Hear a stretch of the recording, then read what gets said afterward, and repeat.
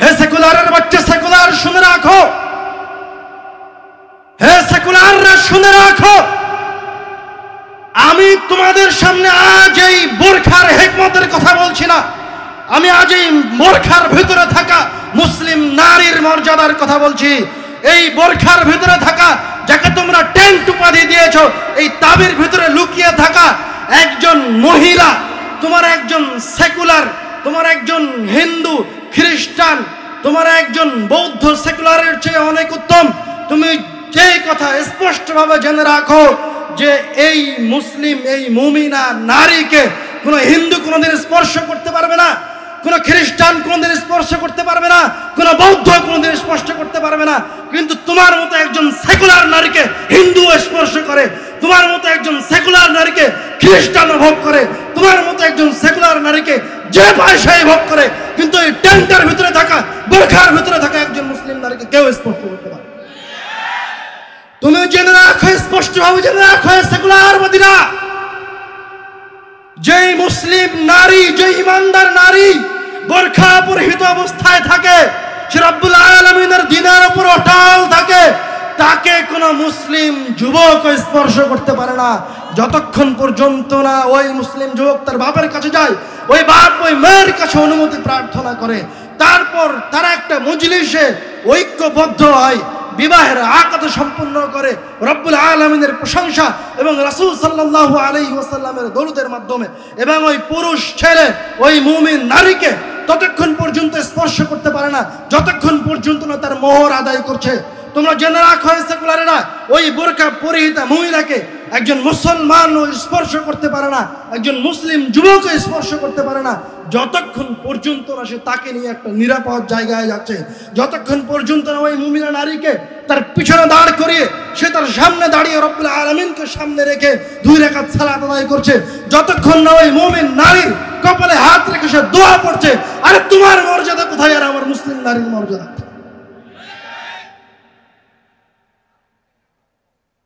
তুমি সেকুলার নারী, তুমি শুনে রাখো, তুমি হচ্ছে ওই কুকুরের মতো, ওই কুকুরের মতো, তুমি ওই কুকুরের মতো, যে কুকুর দুইটা রাস্তায় কোনো প্রকার আকদ ছাড়া, কোনো প্রকার পরামর্শ ছাড়া, কোনো প্রকার বিবাহ বন্ধনের নিয়ম কানুন ছাড়া মিলিত হয়। বরং তুমি ওই কুকুরের চেয়ে খারাপ, ওই কুকুর অন্য গ্রামের কুকুরের সাথে মিলিত হয় না, ওই তার নিজের পাড়ার কুকুরের সাথে।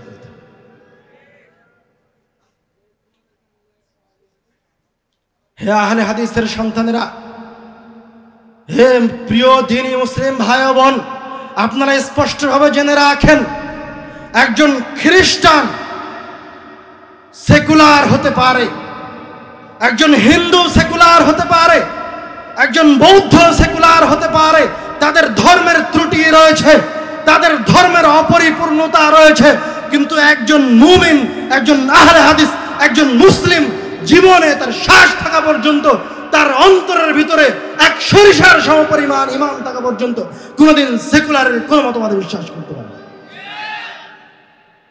এই বর্তমান শতাব্দীতে কোনো মানুষ নিজেকে প্রভু বলে দাবি করেনি, এ কথাটা ঠিক, কিন্তু এমন এক মতবাদের উদ্ভাবন হয়েছে যারা রব্বুল আলামিনের কালামকে সাইডে রেখে দিয়ে, রব্বুল আলামিনের কালামকে পাশে রেখে দিয়ে বলে যে এখন সংবিধান আমরা লিখব, রব্বুল আলামিনের কালাম পুরাতন হয়ে গেছে।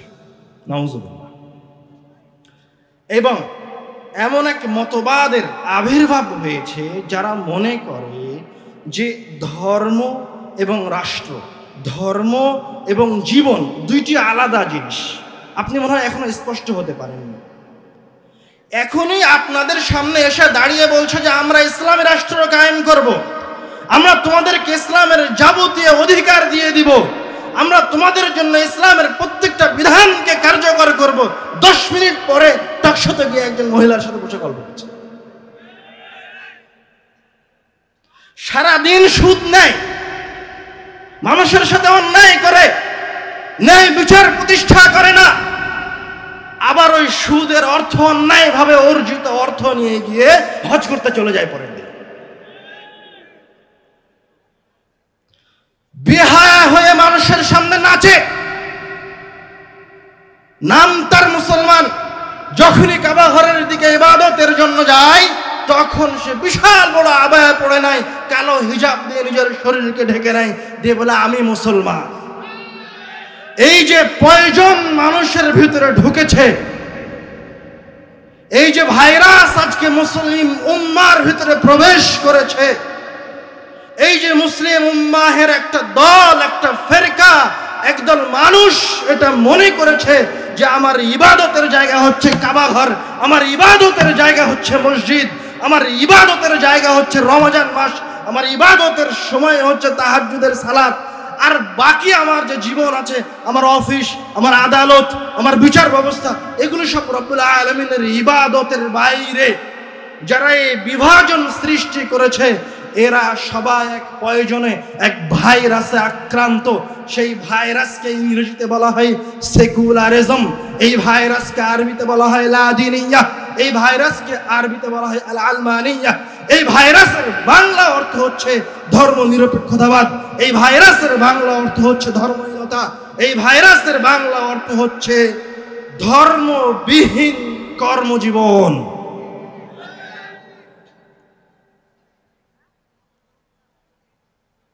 আমি এখন পর্যন্ত আমার মূল আলোচনায় প্রবেশ করিনি। যেটা বললাম এটা ছিল সেকুলারিজমের পরিচয়, সেকুলারিজম কি, এবং আমি আপনাকে বোঝানোর চেষ্টা করেছি যে এই দেশের প্রত্যেকটা মানুষ এখন সেকুলারিজমের পয়জনে আক্রান্ত।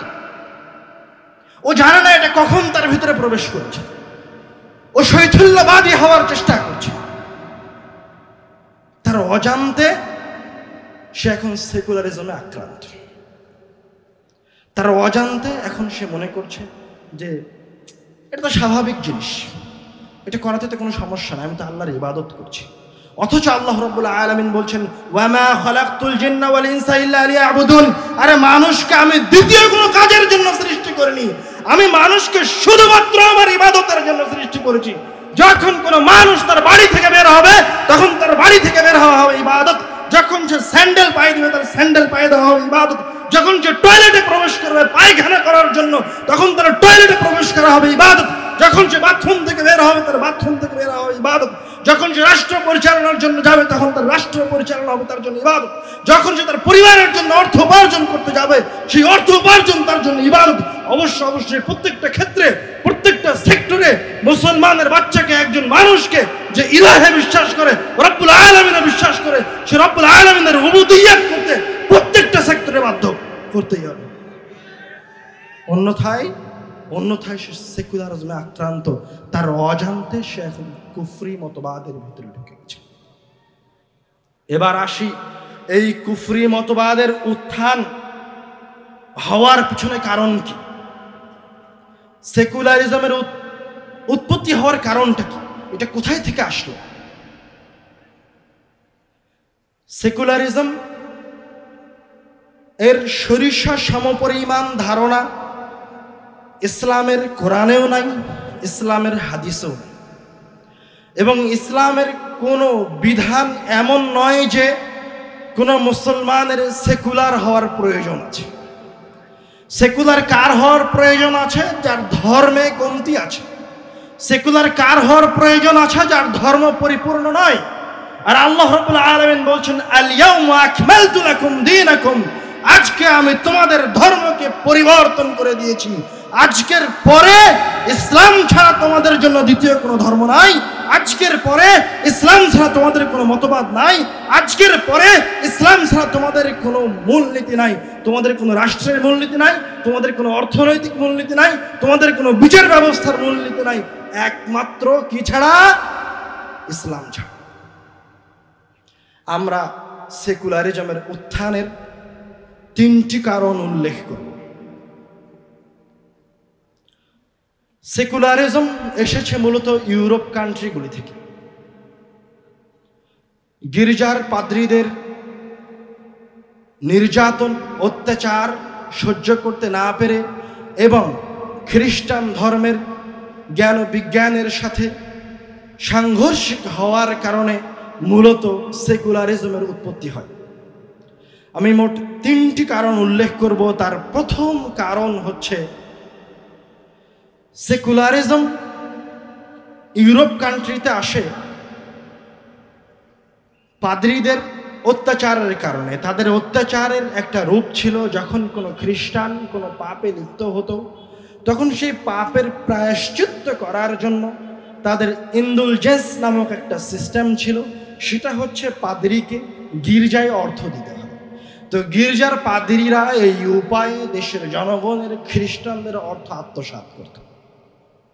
এটা কোন ধর্মের নিয়ম? কোন ধর্মের নিয়ম? খ্রিস্টান ধর্মের নিয়ম। আমি আপনাকে এই আলোচনা খুব মনোযোগ সহকারে শোনার জন্য উদাত্ত আহ্বান জানাবো। এই আলোচনার বিষয়বস্তু কঠিন, যদি মনোযোগ দিয়ে না শোনেন তো হয়তো বুঝতে পারবেন না। এবং এই সেকুলারে আক্রান্ত মুসলিম উম্মাহ গত 500 বছর থেকে আপনি এই আলোচনা যদি মনোযোগ সহকারে না শোনেন তাহলে আপনার যেই উত্তরসূরিরা আসছে এরাও এই সেকুলারিজমের ভয়াবহ পয়জনে, ভয়াবহ ভাইরাসে আক্রান্ত হয়ে থাকে। এটা হচ্ছে প্রথম একটি কারণ। আর এই জায়গায় আপনি ইসলামের প্রায়শ্চিত্ত দেখেন। ইসলামে যখন কোনো মুমিন বান্দা পাপ করে তখন তার পাপ হচ্ছে 2 ভাগে বিভক্ত। একটা হচ্ছে রাষ্ট্রের সাথে যত অপরাধ রয়েছে সেগুলির হুকুম আহকাম রাসূল সাল্লাল্লাহু আলাইহি ওয়াসাল্লাম বলে দিয়েছেন, এবং ব্যক্তির সাথে যে অপরাধ আছে সেটাও রাসূল সাল্লাল্লাহু আলাইহি ওয়াসাল্লাম বলে দিয়েছেন। আমরা এই পর্যায়ে শুধুমাত্র ইসলাম ধর্ম কতটা মানুষের জন্য সহনশীল, মানুষের জন্য ইসলাম ধর্মের প্রায়শ্চিত্ত মানুষের জন্য কতটা সহনশীল এবং সহজ সেটা বোঝানোর জন্য খ্রিস্টান ধর্মের প্রেক্ষিতে রাসূল সাল্লাল্লাহু আলাইহি ওয়াসাল্লামের একটা হাদিস বলবো। একজন সাহাবী রাসূল সাল্লাল্লাহু আলাইহি ওয়াসাল্লামের কাছে এসে বলছে, ইয়া রাসূলুল্লাহ হালাকতু, হে আল্লাহর রাসূল আমি ধ্বংস হয়ে গেছি। তখন রাসূল সাল্লাল্লাহু আলাইহি ওয়াসাল্লাম বলছেন, মা লাকা, কি হয়েছে তোমার?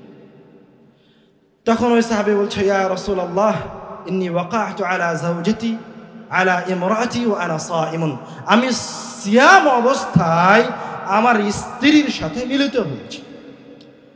এবার রাসূল সাল্লাল্লাহু আলাইহি ওয়াসাল্লাম বলছেন, তুমি কি একজন দাসকে মুক্ত করতে পারবা? সাহাবী বলছে, না, পারবো না। তখন রাসূল সাল্লাল্লাহু আলাইহি ওয়াসাল্লাম বলছেন, হাল তাস্তাতিউ আন তাসুমা শাহরাইন মুতাতাবিআইন, তুমি কি এই পাপের প্রায়শ্চিত্ত করার জন্য লাগাতার 2 মাস সিয়াম পালন করতে পারবা? সাহাবী বলল, লা ইয়া আল্লাহ, হে আল্লাহর রাসূল আমি লাগাতার 2 মাস সিয়াম পালন করতে পারবো না। তখন রাসূল সাল্লাল্লাহু আলাইহি ওয়াসাল্লাম তাকে আর তৃতীয় অপশন দিয়ে বলছেন, হাল তাস্তাতিউ আন তুতইমা 60 মিসকিনান, তুমি কি 60 জন মিসকিনকে খাওয়াতে পারবা? ওই সাহাবী আবারও বলল, হে আল্লাহর রাসূল আমার এই সক্ষমতা নাই যে 60 জন মিসকিনকে খাওয়াতে পারবো। তো এভাবে কথা চলছে। এরই মাঝে রাসূল সাল্লাল্লাহু আলাইহি ওয়াসাল্লামের কাছে এক ডালি খেজুর হাদিয়া হিসেবে পৌঁছেছে।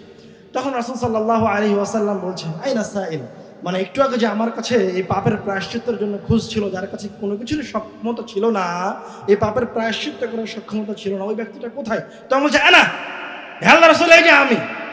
তারা বলছে, খুয ওয়া তাসাদদাক বিহা, আমার খেজুরগুলো নিয়ে গিয়ে তুমি এগুলি সাদকা করে দিয়ে তোমার পাপ থেকে মুক্ত হও। দেখেন, ইসলাম ধর্মের একজন গুরু তার শীর্ষকে, ইসলাম ধর্মের রাসূল তার সাহাবীকে নিজের সম্পদ দিয়ে বলছে, তার নিজের সম্পদ দিয়ে বলছে এগুলো তুমি আর একজনকে দাও, দিয়ে তোমার পাপগুলিকে ক্ষমা করে নাও। সুবহানাল্লাহ। আর অন্য ধর্মের গুরুরা কি বলে, আমাকে টাকাটা দাও, আমার পকেটে ঢুকে। এই হাদিস এখানে শেষ হয়নি, আরো মজার কথা আছে। এবারকার ওই রাসূল সাল্লাল্লাহু আলাইহি ওয়াসাল্লাম জিজ্ঞাসা করছে, হে আল্লাহর রাসূল এই খেজুর কি আমি আমার চাইতে বেশি দরিদ্র, আমার চাইতে যে দরিদ্র তার কাছে তাকে দিব? তারপরে তার কথাটা আমি আপনাদেরকে শোনাই। ফাওয়াল্লাহি মা বাইনা লাবাতাইহা আহলা বাইতিন আফকারা মিন আহলা বাইতি, হে আল্লাহর রাসূল এই মদিনার উত্তর থেকে দক্ষিণে, পূর্ব থেকে পশ্চিমে যত পরিবার আছে, যত মানুষ বসবাস করে, এই পুরো মদিনার ভিতরে সবচেয়ে গরিব পরিবার হচ্ছে আমার পরিবার। ফাদাহাকা রাসূলুল্লাহ সাল্লাল্লাহু আলাইহি ওয়াসাল্লাম, রাসূল সাল্লাল্লাহু আলাইহি ওয়াসাল্লাম তখন জোরে হেসে উঠলেন, দিয়ে বলছে, ঠিক আছে তুমি এই খেজুর নিয়ে গিয়ে তোমার পরিবারকে খাও। সুবহানাল্লাহ। মানে ইসলামের বিধিবিধান, প্রত্যেকটা বিধিবিধান যেই মানুষ পাপ করেছে তার অবস্থার উপর ভিত্তি করে। কথা কি বুঝতে পারেননি? মানে আপনি যে অবস্থায় আছেন, যে সিচুয়েশনে আছেন, যে মানসিকতায় আছেন, যে আর্থিক অবস্থায় আছেন, সেই অবস্থার উপরে ভিত্তি করে ইসলাম আপনার উপর হুকুম দিবে এমন না যে সবার জন্য সব হুকুম। ইসলাম হচ্ছে ন্যায়পরায়ণতার ধর্ম। এটা গেল আমাদের প্রথম পয়েন্ট। দ্বিতীয় পয়েন্টে আসি। দ্বিতীয় পয়েন্ট হচ্ছে নারী নির্যাতন। খ্রিস্টান ধর্মে তাদের বাইবেল অনুযায়ী নারীরা অনিষ্টের কারণ। তাদের বাইবেলে এসেছে যে আদম আলাইহিস সালাতু ওয়াস সালামকে জান্নাত থেকে বের করে দেওয়া হয়েছে হাওয়া আলাইহিস সালাতু ওয়াস সালামের কারণ। তো মহিলারা হচ্ছে শয়তান, মহিলারা হচ্ছে অনিষ্টের কারণ। এই কারণে আপনি দেখবেন গির্জার যারা পাদ্রী তারা মেয়েদের সাথে বিবাহ বন্ধনে আবদ্ধ হয় না। কেননা মেয়ের সাথে যদি বিবাহ করে তাহলে তার উপর শয়তান আসর করবে, সে শয়তানের প্ররোচিত হবে, নাউজুবিল্লাহ।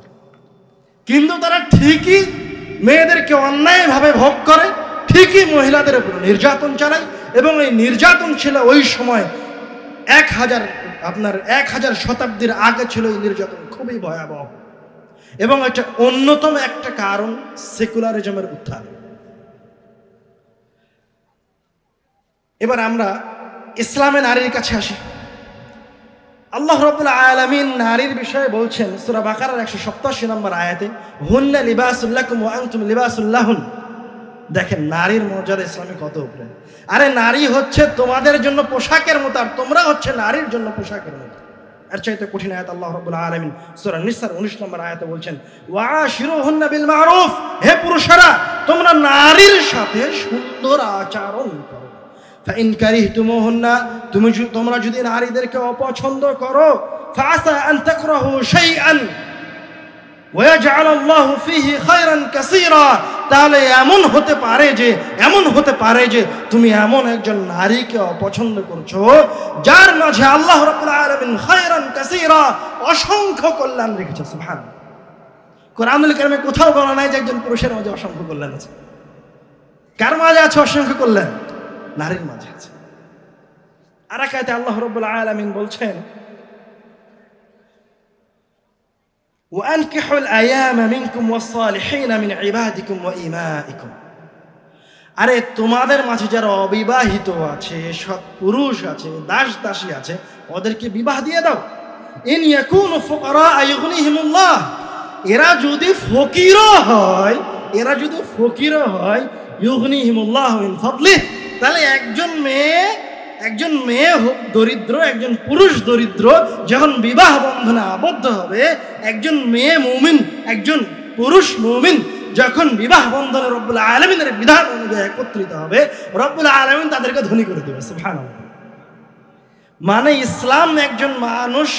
ইসলাম একজন মহিলার ভিতরে কি রেখেছে? কল্যাণ রেখেছে। আল্লাহ রাব্বুল আলামিন একজন পুরুষকে মহিলার সাথে সংযুক্ত হতে বলেছেন। আল্লাহ রাব্বুল আলামিন মহিলাকে পুরুষের পোশাক স্বরূপ হিসেবে বলেছেন। সুবহানাল্লাহ। কোথায় অন্যান্য ধর্মে নারীদের মর্যাদা আর কোথায় ইসলাম ধর্মে নারীদের মর্যাদা? এটা হচ্ছে সেকুলারিজম উত্থানের দ্বিতীয় কারণ। আপনারা কিন্তু প্রত্যেকটা পয়েন্ট খুব ভালোভাবে নোট করার চেষ্টা করবেন এবং মনে রাখার চেষ্টা করবেন। এবার আমরা আসি তৃতীয় পয়েন্ট। এটা হচ্ছে সবচেয়ে গুরুত্বপূর্ণ এবং সবচেয়ে মেজর কারণ। সেটা হচ্ছে ধর্মের সাথে জ্ঞান ও বিজ্ঞান, ধর্মের সাথে আধুনিক জ্ঞান বিজ্ঞানের সাংঘর্ষিক অবস্থা। খ্রিস্টান রাষ্ট্রগুলিতে, ইউরোপ বিশ্বে তাদের মানুষেরা মূলত গির্জার অধীনস্থ ছিল। সেগুলি ছিল পাদ্রীদের অধীনে। পাদ্রীরা যেই হুকুম দিত, যেইভাবে বিধান বাস্তবায়ন করত, সেইভাবে সেগুলি বাস্তবায়ন হতো। যখনই জ্ঞান ও বিজ্ঞানের আবির্ভাব হতে শুরু করে, ইউরোপিয়ানরা জ্ঞান বিজ্ঞান নিয়ে চর্চা করতে শুরু করে, তখন এই জ্ঞান বিজ্ঞান তাদের বাইবেলের দৃষ্টিভঙ্গিতে, তাদের পাদ্রীদের নিকটে এই জ্ঞান ও বিজ্ঞান হচ্ছে, এই আধুনিক বিজ্ঞান হচ্ছে কুফরি। তখন এই পাদ্রীরা এই বিজ্ঞানীদেরকে কাউকে ফাঁসি দেয়, কাউকে আগুনে জ্বালায়, নানান ধরনের শাস্তির সম্মুখীন করে। আমি এর মাঝে 2-1 জনের শাস্তির কথা উল্লেখ করব। একজন হচ্ছে গ্যালিলিও, আপনি অনেকেই তার নাম শুনেছে এবং চিনেন। সে একটা থিওরি উত্থাপন করেছিল, সেটা হচ্ছে সূর্যকে কেন্দ্র করে পৃথিবী ঘোরে। যখন সে এই থিওরি উপস্থাপন করে ইউরোপিয়ানদের সামনে, তখন পাদ্রীরা বলে এ ধর্মদ্রোহী, একে জেলে ঢোকাও, ওকে জেলে দিয়ে দেওয়া হয়। আর একজন বিজ্ঞানী জিওর্দানো ব্রুনো, সে বলে মহাকাশে অসংখ্য তারকারাজি আছে, গ্রহ উপগ্রহ আছে। তখন পাদ্রীরা বলে এ কুফরি করেছে, এবং তার এই মতবাদের কারণে তারা তাকে আগুনে জ্বালিয়ে, জীবন্ত আগুনে জ্বালিয়ে হত্যা করে। হাইপেশিয়া একজন নারী বিজ্ঞানী, খ্রিস্টানরা তাকে জনসম্মুখে মারতে মারতে মেরে ফেলে। তো খ্রিস্টান ধর্ম সরাসরি ছিল বিজ্ঞান বিরোধী। তো যখন তাদের ধর্ম বিজ্ঞান বিরোধী, তখন তাদের প্রয়োজন দেখা দিল যে যদি বিজ্ঞান নিয়ে আসার প্রয়োজন হয়, তাহলে অবশ্যই এই ধর্মকে একটা গণ্ডির মাঝে নিয়ে আসতে হবে, একটা বক্সের মাঝে নিয়ে এসে ওকে আটকিয়ে দিতে হবে, এবং যে অঙ্গ প্রত্যঙ্গগুলি জ্ঞান বিজ্ঞানের সাথে জড়িত সেগুলিকে কেটে ফেলে দিতে হবে। এটা হচ্ছে তাদের থিওরি। এখন এই জায়গায় একটা প্রশ্ন আসে, আমি এতক্ষণ পর্যন্ত যে 3টি পয়েন্ট আপনাদের সামনে উল্লেখ করেছি, এগুলি সেকুলাররাও তাদের কথাই উল্লেখ করে যে এগুলি হচ্ছে সেকুলারিজম উত্থানের কারণ, এগুলি হচ্ছে ধর্ম নিরপেক্ষতার উত্থানের কারণ, এবং তারা বলে এটা সবার জন্য জরুরি। কিন্তু এই জায়গায় তারা একটা জিনিসকে লুকায়, একটা জিনিসকে তারা লুকায়িত রাখে। সেই জিনিসটা কি? আচ্ছা, হঠাৎ করে এই 1200 খ্রিস্টাব্দের দিকে এই সমস্ত খ্রিস্টানের কাছে এই জ্ঞান বিজ্ঞান আসলে কোথায় থেকে? ওরা কিন্তু এই কথার উত্তর দেয় না। যখন এই 1200, 1300, 1400 খ্রিস্টাব্দের দিকে খ্রিস্টানদের কাছে জ্ঞান বিজ্ঞানের চর্চা বৃদ্ধি পায়, তারও 100-150-200 বছর আগে মুসলমানরা স্পেনে, আন্দালুসে আধুনিক যুগে পৌঁছে গেছে। তাদের আধুনিকতার জয় জয় গান পুরো পৃথিবীব্যাপী ছড়িয়ে পড়ে। তখন এই সমস্ত এলাকা থেকে খ্রিস্টানেরা ইউরোপ থেকে, ফ্রান্স থেকে, যুক্তরাষ্ট্র থেকে, যুক্তরাজ্য থেকে, ইতালি থেকে জ্ঞান অন্বেষণ করার জন্য ওরা কোথায় আসে? স্পেনে আসে। ওই সময় মুসলিম আন্দালুসে আসে। আন্দালুসে এসে তারা মুসলিম বিজ্ঞানীদের কাছে জ্ঞান অর্জন করে। তার প্রমাণ হিসাবে কয়েকজন খ্রিস্টান বিজ্ঞানীর নাম উল্লেখ করছি, যারা 1200 খ্রিস্টাব্দের দিকে আন্দালুসে এসেছিল জ্ঞান অর্জন করার জন্য। তাদের একজন হচ্ছে পপ সিলভেস্টার II। তিনি ফ্রান্স থেকে এসে আন্দালুসে জ্যোতির্বিদ্যা এবং আরবি সংখ্যা শিক্ষা অর্জন করেন, এবং আবার ফ্রান্সে ফিরে যান, এবং ফ্রান্সে গিয়ে এই শিক্ষার বিস্তার করেন। এডওয়ার্ড অফ বার্থ, ইনি ইংল্যান্ড থেকে এসে আরবি দর্শন, গণিত বিদ্যা এগুলোর উপর পারদর্শিতা অর্জন করেন। জেরার্ড অফ ক্রেমন, তিনি ইতালি থেকে এসে আন্দালুসে আসার পরে তিনি প্রায় 87-র অধিক আরবি গ্রন্থকে ল্যাটিন ভাষায় অনুদিত করেন, এবং এগুলি তিনি তার সাথে ইতালিতে নিয়ে যান। ড্যানিয়েল অফ মর্লি, তিনি ইংল্যান্ড থেকে আন্দালুসে আগমন করেন, আরবি দর্শন এবং বিজ্ঞান শিখেন। মাইকেল স্কট, তিনি স্কটল্যান্ড থেকে আন্দালুসে এসে ইবনে রুশদের দর্শন, ইবনে সিনার চিকিৎসাবিদ্যা এবং দর্শন সম্পর্কে ভালো জ্ঞান অর্জন করেন। রবার্ট চেস্টার, তিনি ইংল্যান্ড থেকে এসে খাওয়ারিজমের গণিতবিদ্যা, অ্যালগরিদম, আলজেব্রা এরকম নানান তথ্য এবং বৈজ্ঞানিক তত্ত্বগুলি শেখার পর আবার ফিরে যান। এই জায়গায় একটা সবচেয়ে চমৎকার কথা হচ্ছে, আমি যতজন বিজ্ঞানীর নাম বললাম, এরা কেউই একজনও ইসলাম গ্রহণ করেনি। তারা মুসলমানদের কাছে কেউ 5 বছর, 10 বছর, 40 বছর পর্যন্ত মুসলমানদের কাছে জ্ঞান বিজ্ঞান শিখেছে, কিন্তু ইসলাম গ্রহণ করেনি। তারা জ্ঞান বিজ্ঞান নিজেদের মতো করে শিখে, নিজেদের মতো করে নিজেদের দেশে গিয়ে সেগুলি প্রয়োগ করেছে, ইসলামের নাম আর নেই। যখন এই জ্ঞান বিজ্ঞানের শিক্ষা তাদের দেশে প্রসার ঘটেছে, শিক্ষিত মানুষের সংখ্যা বৃদ্ধি পেয়েছে, যখন তারা বুঝতে পেরেছে তাদের ধর্ম এই জ্ঞান ও বিজ্ঞানের সাথে সাংঘর্ষিক, তখন গির্জার বিরুদ্ধে আন্দোলন শুরু হয়েছে।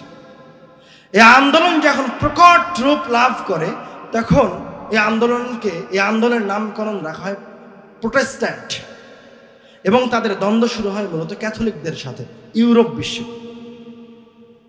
এক সময় গিয়ে তারা এই আন্দোলনে সফলতা অর্জন করে, এবং হাজার হাজার মানুষকে তারা এই আন্দোলন করতে গিয়ে হত্যা করে, হাজার হাজার খ্রিস্টানকে, তাদের ধর্মের মানুষকে তারা হত্যা করে দিয়ে সেকুলারের সূচনা হয়। এটা হচ্ছে সেকুলারের সূচনা। এবার দেখেন এরা কত বড় খারাপ। যখন তারা জ্ঞান বিজ্ঞানে প্রায় সমৃদ্ধ হওয়ার পথে, তখন তারা যাদের কাছে জ্ঞান বিজ্ঞানের শিক্ষা অর্জন করেছিল, যাদের কাছে স্পেনে এসে জ্ঞান শিখেছিল, 1500 শতাব্দীতে এসে তারা একত্রিত হয়ে ওই স্পেনের উপর হামলা করে, শত শত মুসলিম বিজ্ঞানীকে নির্মমভাবে হত্যা করে। শত শত মুসলিম বিজ্ঞানী নয়, হাজার হাজার মুসলমানকে তারা মসজিদের ভিতরে তালাবদ্ধ করে আগুন জ্বালিয়ে দেয়। তারা কোনো মুসলমান ইসলাম ধর্মের নামে কোনো ব্যক্তি জীবিত থাকবে, কোনো ব্যক্তি যেন ইসলাম ধর্মের নামে জীবিত